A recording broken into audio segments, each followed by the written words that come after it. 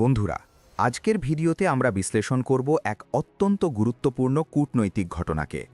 ভারত কি সত্যিই আমেরিকার সঙ্গে ঘনিষ্ঠতা বাড়াতে গিয়ে ইরানের সঙ্গে দূরত্ব বাড়াচ্ছে, নাকি পুরো বিষয়টি শুধুই আইন প্রয়োগের প্রশ্ন? সম্প্রতি মুম্বাই উপকূলে ৩টি তেলবাহী জাহাজ আটক করেছে ভারতীয় উপকূলরক্ষী বাহিনী। অভিযোগ, জাহাজগুলো মার্কিন নিষেধাজ্ঞার আওতায় ছিল এবং মাঝ সমুদ্রে জাহাজ থেকে জাহাজে তেল স্থানান্তরের মাধ্যমে নিষেধাজ্ঞা এড়িয়ে বাণিজ্য চালাচ্ছিল। আটক হওয়া ৩টি ট্যাঙ্কার হল স্টেলার রুবি, অ্যাসফল্ট স্টার, আল জাফারিয়া। অভিযোগ রয়েছে এই জাহাজগুলো নিজেদের পরিচয় বদলে এবং মাঝ সমুদ্রে তেল স্থানান্তর করে নিষিদ্ধ তেল পাচার করছিল। ভারতীয় উপকূলরক্ষী বাহিনী ফেব্রুয়ারির শুরুতে কড়া নজরদারির মাধ্যমে এগুলো আটক করে। এখন প্রশ্ন হল, ভারত কি আমেরিকার চাপেই এই পদক্ষেপ নিয়েছে? চলুন একটু পেছনে ফিরে দেখি।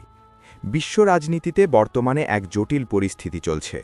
একদিকে আমেরিকার সঙ্গে ভারতের বাণিজ্যিক সম্পর্ক নতুন উচ্চতায় পৌঁছেছে।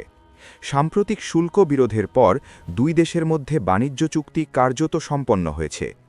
এক সময় যখন ট্রাম্প প্রশাসন ভারতের ওপর ৫০% শুল্ক চাপিয়েছিল, তা এখন কমে ১৮% নেমেছে। এই প্রেক্ষাপটে মার্কিন প্রশাসনের পক্ষ থেকে দাবি করা হয়েছে ভারত রাশিয়া থেকে তেল কেনা কমাবে। একই সঙ্গে ইরানের বিরুদ্ধেও ওয়াশিংটন কড়া অবস্থান নিয়েছে। অন্যদিকে ইরান বহু দশক ধরে ভারতের একটি গুরুত্বপূর্ণ কৌশলগত অংশীদার।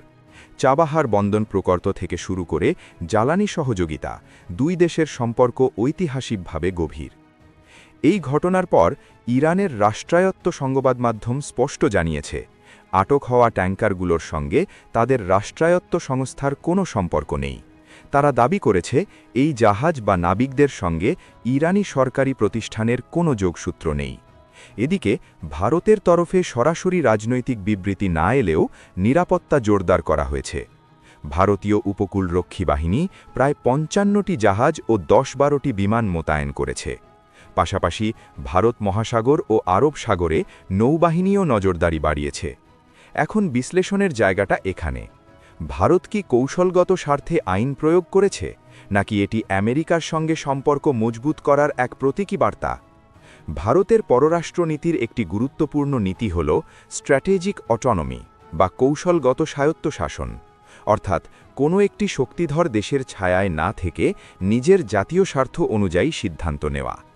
একদিকে আমেরিকা প্রযুক্তি, প্রতিরক্ষা, বাণিজ্যে ভারতের বড় অংশীদার।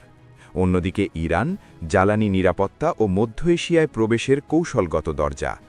এই দুই শক্তির মাঝে ভারসাম্য বজায় রাখাই দিল্লির বড় চ্যালেঞ্জ।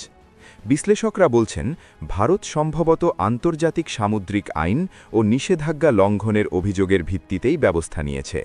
কারণ ভারতীয় সমুদ্রসীমায় অবৈধ তেল পাচার হলে তা জাতীয় নিরাপত্তা ও অর্থনৈতিক স্বার্থের বিরুদ্ধে যায়। তবে রাজনৈতিকভাবে এর বার্তা অবশ্যই তাৎপর্যপূর্ণ, বিশেষ করে যখন বিশ্ব রাজনীতিতে আমেরিকা ইরান উত্তেজনা বাড়ছে, তখন ইরানের সঙ্গে যুক্ত সন্দেহজনক জাহাজ আটক করা কূটনৈতিকভাবে সংবেদনশীল।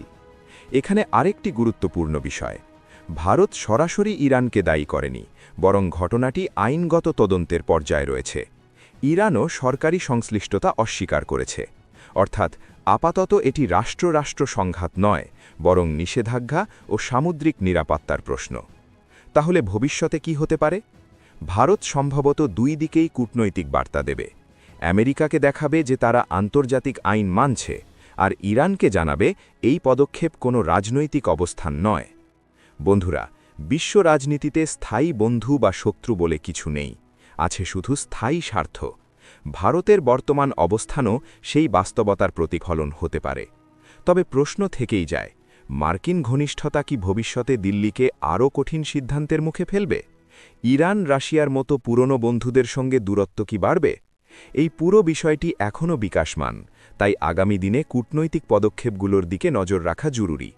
আপনার কি মনে হয়, ভারত কি কৌশলগত স্বার্থ রক্ষা করছে, নাকি আমেরিকার শর্ত পূরণ করছে?